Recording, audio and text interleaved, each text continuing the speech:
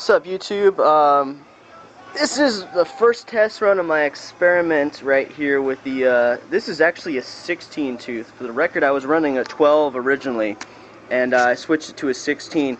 As you can see, the CVT is hanging off just a little bit further out, but thankfully we've got a good casting here, and it's got some, strong, I don't know what those are. I guess it's called a casting boss, but I'm not sure. I had to kind of make my own washer system to align both this guy and that guy. As you can see, I'm just slightly off just a little bit. This guy's just a little bit closer to the crankshaft, but I took it for a test run. Everything's working. I tried to set this with minimal room with safe clearance, but as you guys can see, I'm getting a little bit of nicks from the chain right there, and I can hear it. And it's not the end of the world, but obviously I need to fix that before I start topping this thing out here. A lot of people said it couldn't be done, but I've got a 16 tooth on there. Now that's changed from a 12 to a 16 on a factory TAV, and she's not giving me shit. So I think that's working out. The real test is obviously the goal is to get this guy up to 50 miles an hour. Excuse me, 45, 50 miles an hour. And being as takeoff torque did not suffer at all, thanks to this marvel of engineering we call a TAV here, torque reverter, I think that I found it.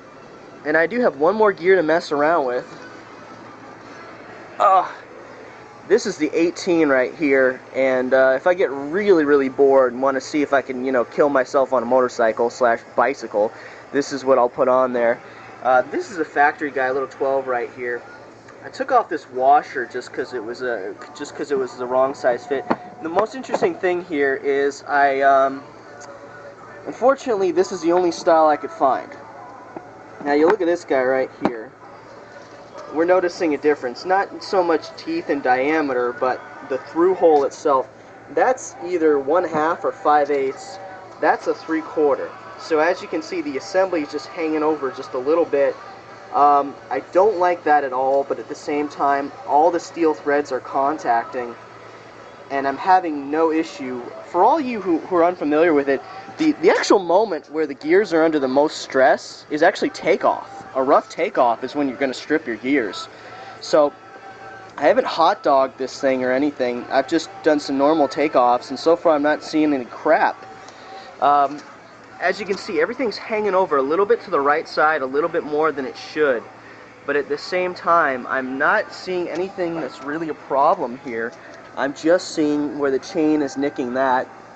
So what I'm going to have to do is loosen the Allen screws right there and just bring that sprocket just a little bit closer to the outside.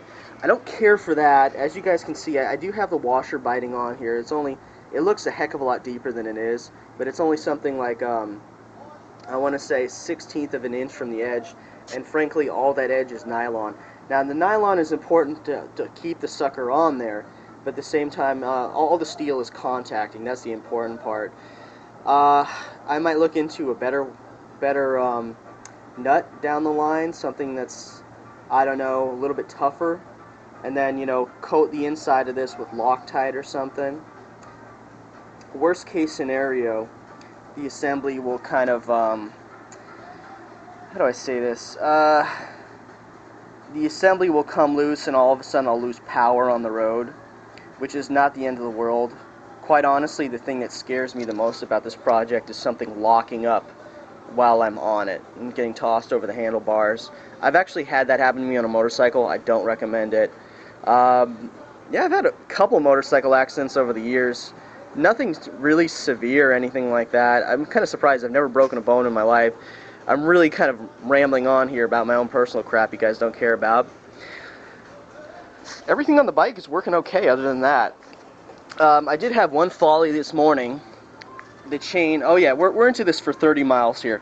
So keep in mind, I knew I had the gear coming here, and I decided to hot dog it. And I said, hey, I wonder what happened if I took it up the steepest hill I could find. And I took it up just an abnormally steep hill. In fact, it wasn't even a hill, it was a driveway for rooftop parking for a structure. And just about the steepest thing I could find. And the chain broke. And when I say the chain broke, the chain did not break. The keeper broke.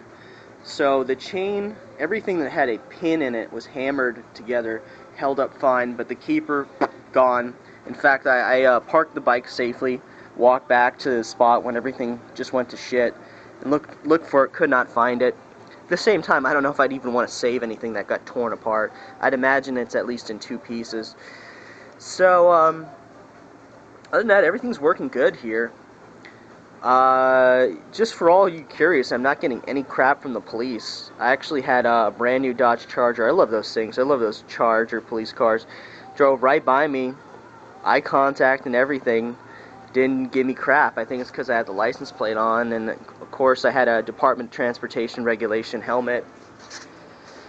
It really does look like a motorcycle. It really does. I'm getting some double takes. One guy shouted out what kind of engine's on there, and you know, everybody's been pretty cool about it so far here. Nobody has tried to run me off the road or anything. Driving in Los Angeles is just nuts.